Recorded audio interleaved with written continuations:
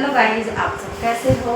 आप सब अच्छे होंगे, आशा करती हूँ। सबको नमस्ते, राधे राधे, जय श्री कृष्णा। मैं हूँ रेनू, आप मेरे चैनल पे आपका स्वागत है। आज मैं लाई हूँ जो मैंने वेद कराए थे उनके क्वेश्चन आंसर लेकर आई हूँ। आज पहले मैंने थ्योरी करा दी है, अब मैं क्वेश्चन आंसर लेकर आई हूँ। क्वेश्चन है हमारा, ऋग्वेद में सूर्य देवता को किसका पुत्र माना जाता था? ये यूपी टीजीटी में 2021 में आया था क्वेश्चन। इसका है दयासु। दयासु जो थे एक राजा थे, उनके पुत्र थे सूर्यदेव। ऋग्वेद, अब हमारा दूसरा क्वेश्चन है, ऋग्वेद में दो कृषि योग्य भूमि के बीच की पट्टी को क्या कहा जाता था? इसे खिलय कहा जाता था। ये पट्टी क्या होती थी? जो कृषि करने योग्य भूमि होती थी उसके बीच में इधर भी उपजाऊ खेती होती थी, इधर भी, और बीच में जो खाली जगह होती थी उसे पट्टी बोला जाता था, तो इसे खिलय बोला जाता था।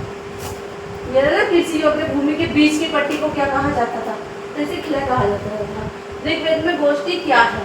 ऋग्वेद में गोष्ठी गाय के लिए होने वाला संघर्ष है, यानी कि जो आपस में युद्ध वगैरह हो जाते थे गाय के लिए, पहले ऋग्वेद में गाय को माता का स्थान दिया, देवी देवताओं का स्थान दिया गया है इसमें, तो इस वजह से बहुत ज़्यादा मान्यता है गाय के लिए। तो इस गाय के लिए जिसके पास ज़्यादा गाय होती थी उन्हें ज़्यादा अमीर माना जाता था, और गाय में सभी देवी देवताओं का निवास माना जाता है। तो यहाँ पे ऋग्वेद में क्या होता था, गाय के लिए बहुत ही ज़्यादा मान्यता प्राप्त थी गाय की, और गाय जिसके पास ज़्यादा होती थी वो ज़्यादा अमीर होता था, और इसके लिए युद्ध हो जाते थे, है ना। गाय के लिए होने वाला संघर्ष जो होता है वो गोष्ठी कहलाता था। अब यह वेदों की भाषा क्या थी? वेदों की भाषा संस्कृत थी। कौन सी भाषा थी? संस्कृत। ऋग्वेद पुंज किसके देवता थे? ये वर्षा, जल और नदी तीनों के देवता थे, ठीक है। अब झेलम नदी का मूल नाम क्या था? विस्ता नाम था झेलम नदी का। ये गाइस सारे क्वेश्चन जो मैं करा रही हूँ ये 2021 में आए हैं, ठीक है। अब है हमारा 7 क्वेश्चन, ऋग्वेद का 7वां मंडल किस वंश परिवार से संबंधित है? तो विशिष्ट परिवार से संबंधित है। विशिष्ट परिवार और वंश, इसे वंश से भी कह सकते हैं।